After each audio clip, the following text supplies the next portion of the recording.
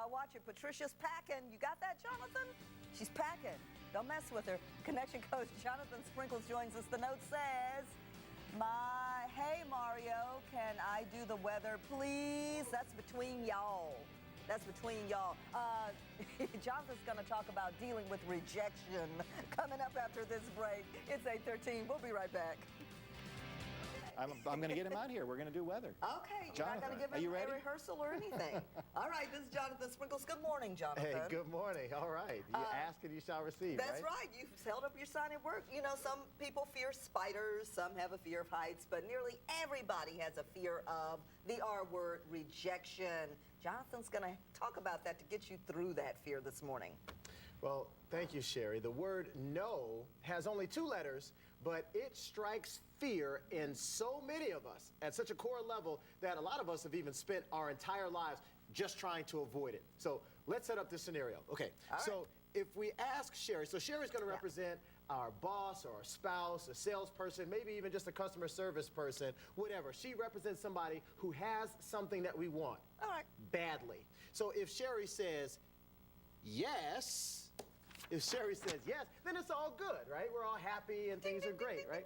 But if Sherry says no, then sometimes we regret that we even asked in the first place. Well, I have some thoughts about asking and receiving or possibly getting the word no that may change your attitude about that word. Number 1, when people say no, remember this, they're not rejecting you, they're just rejecting your offer. So don't take it personally. What you need to do is go back and think of a better reason to get a yes. Number 2, the more often you hear the word no, the less it hurts. See, you'll shift the power back to your life when you become immune to criticism. If you hear it a lot, you say, oh, okay. Instead of hearing the word no, you'll end up hearing the word next. And finally, if you never hear the word no, you could have likely gotten a better deal. Oh. This goes out to all my salespeople. Remember this, the word no teaches you where your boundaries are. If you settle too early, then you're not going to hear the word no, and it means you probably gave up too soon. So today I want you to go out and get a few no's, and don't get discouraged. Just look at them and say, hey, thank you. You do the little wink and the nod too? Yeah. All Adds right. a little swagger Let's to it. get to a couple of viewer questions. I do really well at my job, and I was wondering when's a good time to ask for a raise?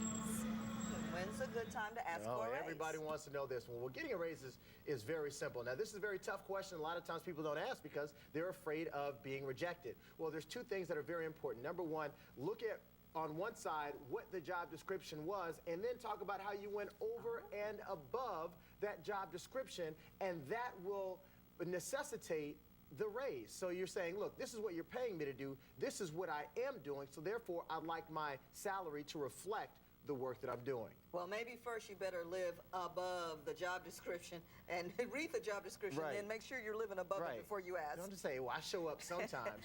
All right, let's go to our next viewer question. Man, my question to you, I'm 30 years old, I'm still single, never been married. How do you find a wife? Not in the club. That's all I got to say. Well, man, you know, you're saying a lot already. You're saying that just by virtue of the way that you set it up, you're saying, well, I'm 30 years old and I've never been married. Well, you're setting yourself up for failure because you're putting yourself on a timeline. The key to finding a wife is the same as finding a great deal at a store, same way to finding a great car. First of all, you have to know what you want. And then number 2, be ready to make a decision when you find it. Because if you are just looking around, first of all, if you don't know what you want, then you'll never know when you find it. Then number 2, if you find it, but then you're not ready to make a decision, well, then what's the use of you having it? There you go. Does Sherry like Jonathan? Yes. Can Jonathan come back? Maybe. No. Thank you, Jonathan Sprinkles. It is 8:22. Okay, ladies, remember the hot content.